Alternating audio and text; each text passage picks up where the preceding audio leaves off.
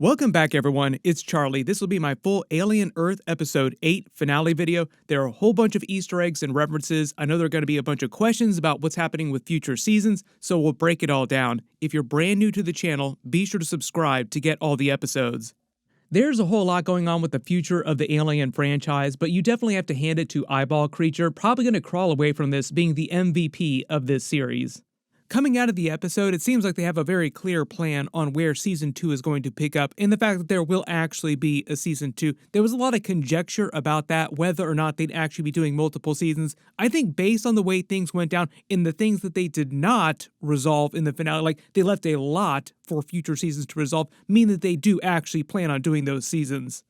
The episode title was The Real Monsters, which is mostly a reference to Prodigy in the humans, the idea that all the alien specimens are actually the good guys, the hybrids as well too, the whole idea that they banded together to team up against Prodigy to rule, essentially. Now we'll see what winds up happening in future seasons. Will they actually survive? Because there is no mention of hybrids at all in the future Alien movies that take place later in the timeline. So however many seasons this show winds up running, they will eventually have to explain that, like during the events of James Cameron's Aliens, or during Alien 3, for instance. What is going on with the hybrids? Are they destroyed at some point, or do they just go off somewhere else in the galaxy? During the intro this time, they do the same thing where they flash a lot of the previous scenes, do a recap over the opening titles, which are meant to be designed like the original Alien movie titles. This time ending with the shot of the fully grown, fully matured Xenomorph, for that shot mirroring at the end of the episode, where you have Wendy's larger, fully matured Xenomorph with the tiny adolescent Xenomorph, like its little brother basically, the way it's sitting there. That was actually a little bit funny. I actually laughed a little bit, like little brother Xenomorph. During the opening scene this time, they start on Arthur's body having washed up on the beach to foreshadow Eyeball Creature's grand escape, setting up its revenge during Season 2. Love the way the crab is feasting on him seemingly there, like all the crabs are sitting around him, but the one stares up at the Xenomorph, which sniffs him kind of like a dog, just curiously, like, oh, what's going on here?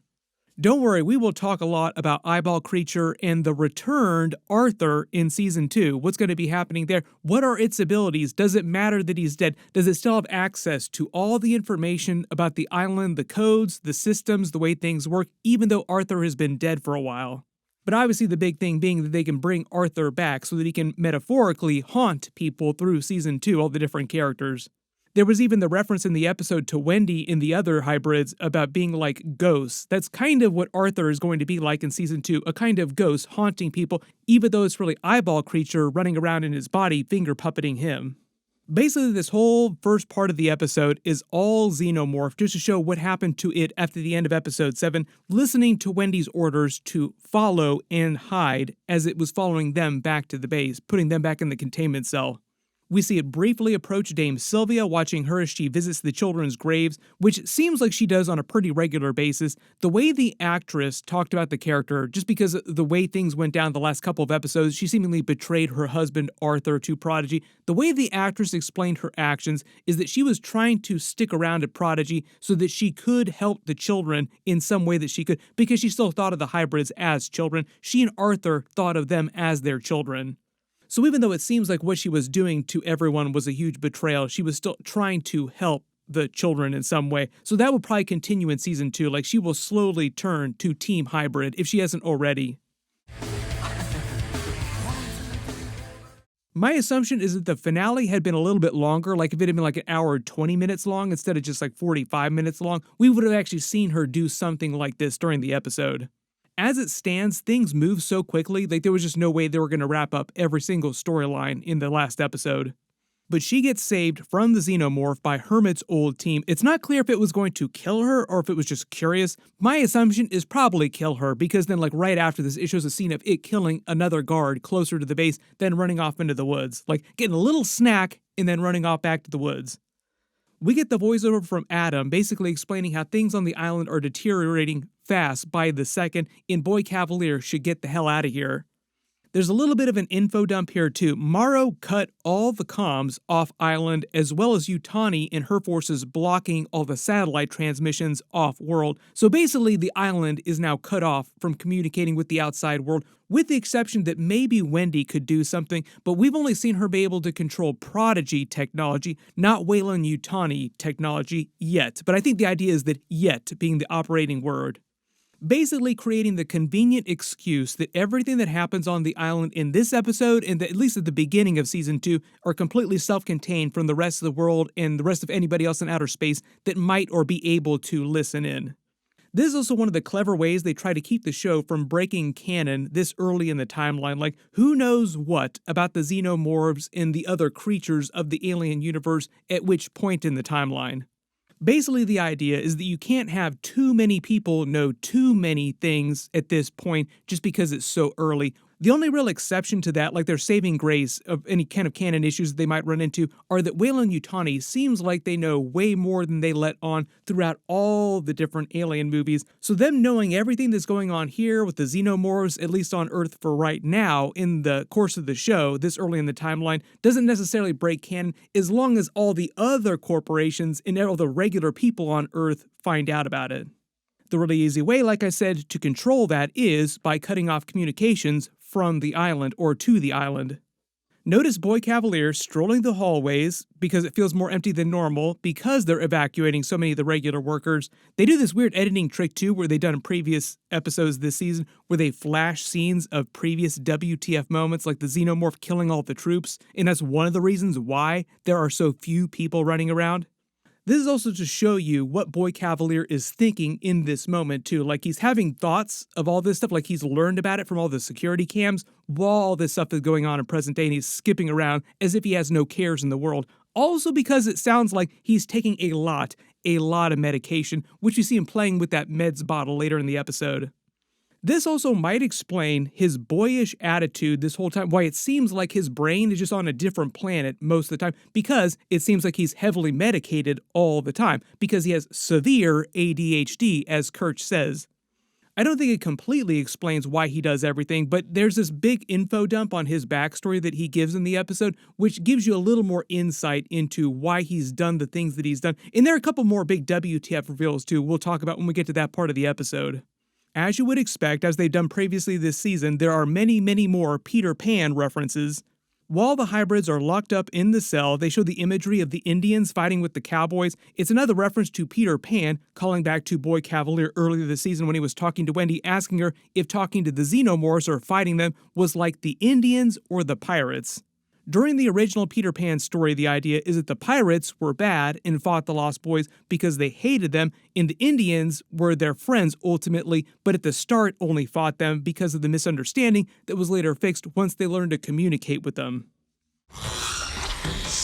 Now we rule. Which basically mirrors the plot of the series and this episode, with Wendy making friends with the Xenomorph. So for her, the answer is that it was more like the Indians, because they then also joined the Indians in fighting against the bad guys, the real monsters in the episode, the actual humans, Prodigy. At the end of the episode, she also basically tells Boy Cavalier, "You've never been Peter Pan, you're actually the Captain Hook of this story, the mean old man that decided that he hated everybody." Throughout the episode, when you're in Boy Cavalier's office, they always show the eyeball creature, especially at this early point. Watching him intently just seems like it's patiently waiting for its opportunity to take over someone else because it can understand what he's saying, like, oh, I'm going to give you someone else so that you can actually speak. But it's also just waiting for that because it'll create an opportunity for it to actually escape. So all these eyeball scenes are way funnier if you re-watch them, thinking that it's way smarter than Boy Cavalier, just sort of biding its time playing four-dimensional chess with all the other characters on the show, not just against Boy Cavalier.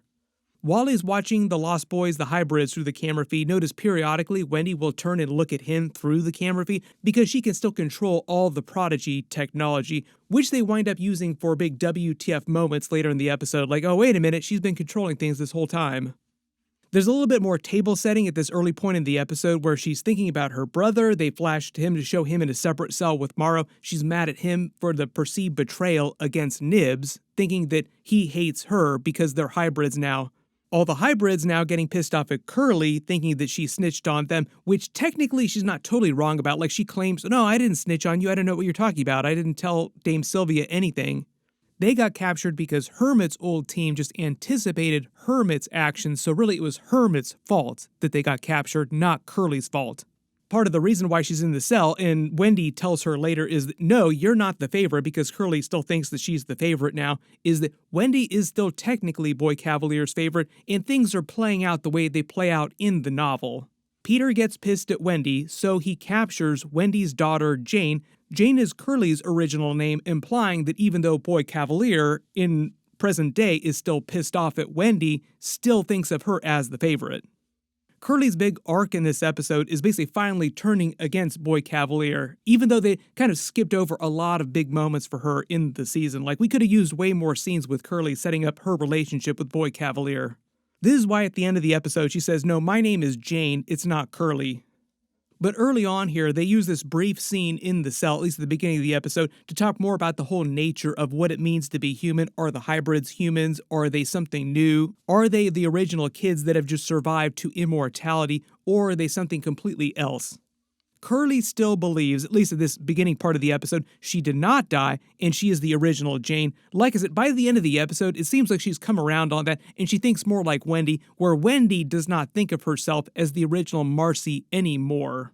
She believes she's a new type of life form, she's something else. Also, her brother seems like he's realized that too, like, oh, my sister is dead, and he mourns her like he did during episode 7, and now he's developing a relationship, a more brotherly, sisterly relationship, but at least understanding that this is somebody else, this Wendy person is a new person.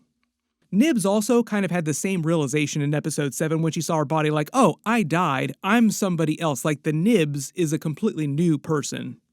Bringing it back around to Arthur, because he is a big part of this episode despite being dead. You remember several episodes ago, he said one of his big fears is that they would just have a bunch of AI brains running around thinking that they were human, implying that what was really going on when they were transferring consciousnesses from the original kids to the hybrid bodies is that they were really just copying their brain patterns and putting them in these AI machines. Best case, we got a bunch of AIs running around thinking that they're human. Worst case, we killed 6 kids. So it's not like they've cracked the code of actual immortality. You actually do wind up killing your original body. So like the original you dies, and basically this AI creation that thinks that it's you just continues on. That actually feels more like a real world kind of thing. Because remember, this series is taking place just like a little over 100 years in the future. It's not that long in the future. I think the idea is the Boy Cavalier is just trying to sell this technology in a more dishonest, corporate kind of way. Like, yes, we do have immortality that we can sell to you, but in reality, that's not actually what's going on. Isn't it just like a big tech bro billionaire to sell you a bunch of vaporware? When Wendy talks about the whole idea that they want to grow up, the hybrids want to grow up, but Boy Cavalier won't let them, this also just ties in with their whole rebellion against him in the episode. Boy Cavalier then spots her calling out to the Xenomorph. This is actually a pretty cool moment. Think about how far away it is right now, how good its hearing has to be that it can actually hear her clicking sounds this far away inside her cell. She then uses her abilities to shut down all the camera feeds, more lax security. I think this is one of the complaints that people had against the series. Like, there are a couple of weak points that the series had, and one of them was being that this whole facility here, this island, had the worst security measures ever. Then we find out that Kirsch is back in their lab watching the new Xenomorph growing that they just captured. It's maturing very, very fast. It hasn't been that long since the events of episode 7, but Xenomorph's life cycle goes pretty quickly. I already explained how Kirsch revealed some more of Boy Cavalier's backstory, like his heavy ADHD, the reason why he has that bottle of meds, and calls out his impulse control issues, which then right after this, Boy Cavalier basically follows up on saying that he would do anything to speak to Eyeball Creature and learn from it. Like, can't wait to find out where you've been and what you've done, everything that you know and how long you've been around. We don't even know how old Eyeball Creature actually is. In his impulse control issues, when he almost sacrifices his personal guard, like, how do you feel attached to your eye there? Would you mind giving up your eye space? Wendy then messes with Dame Sylvia through the computer, showing footage from before their operation, I think to set up the idea that she's going to help them in Season 2. Like I said, had this finale been longer, we probably would have seen that happen in the actual episode. There's a bit of a funny reunion scene between Hermit and Morrow. You notice that they've also locked up his cybernetic arm that secured it so that he can't use it. There was a big question about that too. Like, how bad is their security in this prison? Are they actually going to contain his arm? They have a little chuckle about the last time they met, with him being mad that he shocked him and Morrow reminding him, I actually saved your life, and he's not wrong about that. Basically, they're seen playing out as in the enemy of my enemy is my friend, and they should be teaming up against Prodigy. Prodigy are the real bad guys here because they're both prisoners. They need to escape. Morrow's comments about his lung being used to grow Wendy's Xenomorph also really meant to set up the twist later in the episode with the real monsters talk that Adam gives him when they try to get him to sacrifice the rest of his body for the eyeball creature. To his credit, though, when they do escape, Morrow basically allows Hermit to go try and save the hybrids because he's just focused on getting the Xenomorph and then destroying Prodigy's base. The whole idea here being that Morrow does not want to hurt the hybrids. There's another random callback joke about the old men spraying the walls. Maybe it's the same old man. Been a little while since we've actually seen him actually on screen. Cavalier mentioned him last week too as potential candidate for eyeball creature. Wendy opens the elevator using her control over the systems to mess with the team, tries to kill them briefly, but it seems like the way they use the joke here, it's mostly her just messing with them because she's using Smee's countdown. I love the way they actually juxtapose these scenes too, with him being very childlike, just counting down, and it seems like she's using that to transpose that into the actual elevator. 24, 23, 22. Smee also being the one to talk Wendy down and remind her that her brother is family, even though she herself doesn't think of herself as the original Marcy.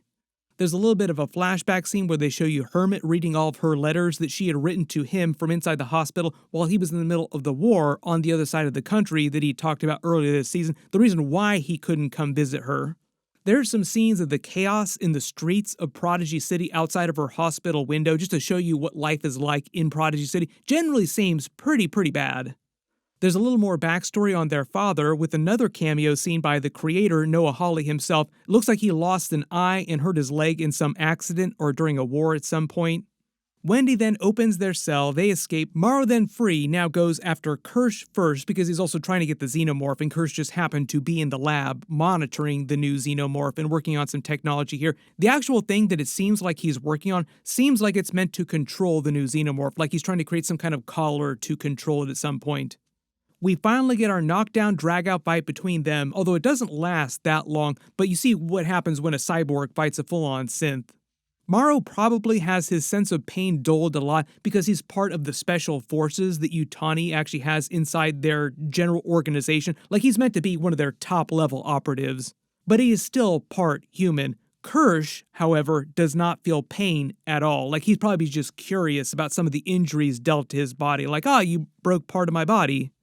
Morrow tells the story of John Henry and his massive hammer to show why he believes that man, like he himself, Morrow, will always win over machine over Kirsch, because in the John Henry story, he was working to beat a machine like Kirsch. As he also points out ironically, John Henry died after winning, so it was a Pyrrhic victory, him claiming that eventually Morrow will die from this, even though he ends the episode with them all still being alive. Basically just teasing that Season 2, Season 3, this fight between Morrow and Kirsch, this rivalry, is not over. It will just spill over into future seasons. At some point, one or both of them will wind up being destroyed. There's a little bit of a funny WTF reveal where Cavalier thinks that he's chiding all the hybrids who are inside the cell, but really they're controlling, like he just craps his pants the minute Wendy opens it and reveals that they're not captive. We get a little bit more of his backstory here too, like a couple real big reveals. He says his father was a drunk and abused him, or at least he implies that he was abused as a child, but he built his first synth when he was 6 years old and used it to kill his father, and because he was only 6, legally he couldn't actually be the head of a corporation or make any legal documents or do anything that you would need to be an adult for. He lied about what happened and just pretended like the synth was his father, like became his legal guardian, so to speak. I think implying here that Adam was that synth who he made the figurehead of the company when he was 6 until he was legally old enough to publicly declare himself the CEO, but behind the scenes, since the age of 6, he was secretly calling the shots no matter what.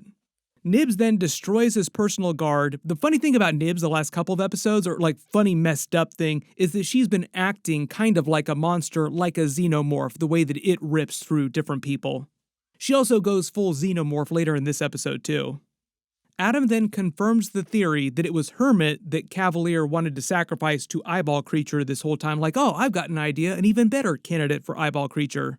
He then says the name of the episode inside the episode. They, Prodigy, are not the monsters, which is false, at least metaphorically. They are the real monsters. Also a reference to Cavalier wanting to turn Hermit into a literal monster by sacrificing him to the Eyeball Creature, in the idea of what do they ask you to give up? Like, he literally asks Adam, oh, you want to take everything of me, like metaphorically and literally everything from my body. Let me guess, the lung's free now, but you're gonna take everything else. Love the whole fight between him and Eyeball Creature here too, where like he just tries to avoid it for a little while until Wendy comes to help out.